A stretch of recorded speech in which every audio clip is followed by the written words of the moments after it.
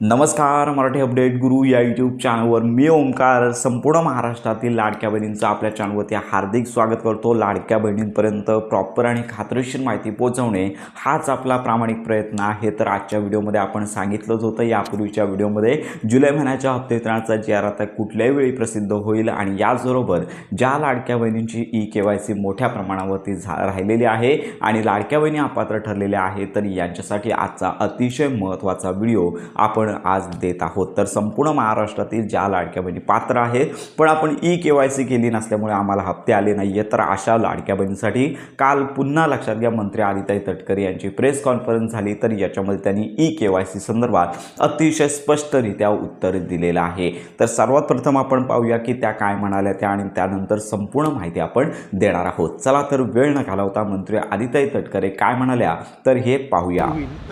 ई-KYCला जवळपास सरकारने 6 महिन्याची मुदत ही त्या ठिकाणी दिली होती। पहिल्या मुदतीमध्ये 2-3 महिने अशी वाढ करून ज्यांनी ई-KYC पूर्ण केली होती पण त्याच्यामध्ये काही उणीवा राहून गेल्या होत्या त्यांनासुद्धा दुरुस्त करण्याची आपण परत मुदत त्या ठिकाणी दिली आणि त्यानुसार लाडकी बहीण योजना मला आपल्या माध्यमातून सांगायचं आहे की ही यशस्वीरित्या पुढेही राबवली जाणार। ई-KYCच्या संदर्भातला जो निर्णय आहे अधिक वाढवायचं का काय त्या संदर्भामध्ये सुद्धा राज्याचे मुख्यमंत्री आदरणीय फडणवीस साहेब, दोन्ही उपमुख्यमंत्री शिंदे साहेब असतील, सुनेत्रा काकी असतील, या संदर्भामध्ये जी काही निवेदनं प्राप्त झालेली आहेत ही आम्ही त्यांच्यापर्यंत पोहोचवू आणि महायुतीच्या सरकारने आणलेली ही योजना आम्ही पुढे सुद्धा विभाग म्हणून यशस्वीरित्या राबवत राहू।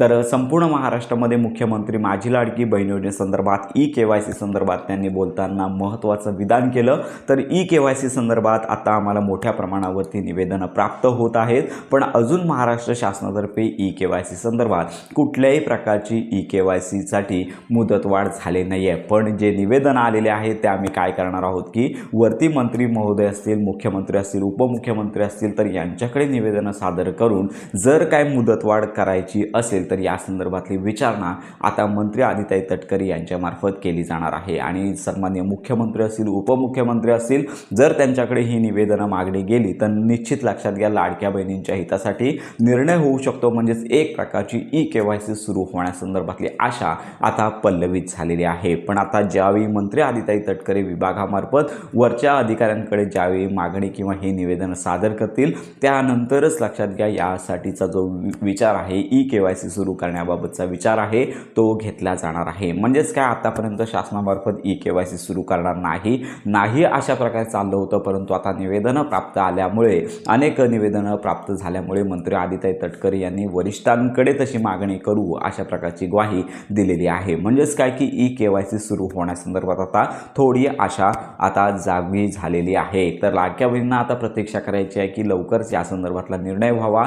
मोठ्या प्रमाणावरती लाडक्या बहिणी पात्र असून त्यांना हप्ते आलेले नाही आहेत याचं एकमेव कारण म्हणजे ई-KYC न करणे, ई-KYC मध्ये चुका असणे। त्यामुळे या कारणांमुळे अनेक लाडक्या बहिणींचा लाभ बंद झालेला आहे। त्यामुळे लाडक्या बहिणींच्या हिताचा निर्णय शासनानं घेणं गरजेचं आहे। कमीत कमी 1 महिन्यांपर्यंत तरी ई-KYCची मुदत वाढवून द्यावी जेणेकरून ज्या पात्र लाडक्या बहिणी आहेत त्यांना लाभामध्ये येता येईल। तर या संदर्भातली ही मोठी अपडेट मंत्री आदिताई तटकरे यांनी लाडक्या बहिणींना सांगितलेली आहे। त्यामुळे आता प्रतीक्षा करायची आहे आता हे जी निवेदन आहेत सरकारकडे गेल्यानंतर कोणता निर्णय होतो यावर सगळ्यांचं लक्ष लागून आहे। आपण देखील या संदर्भात माहिती घेत आहोत।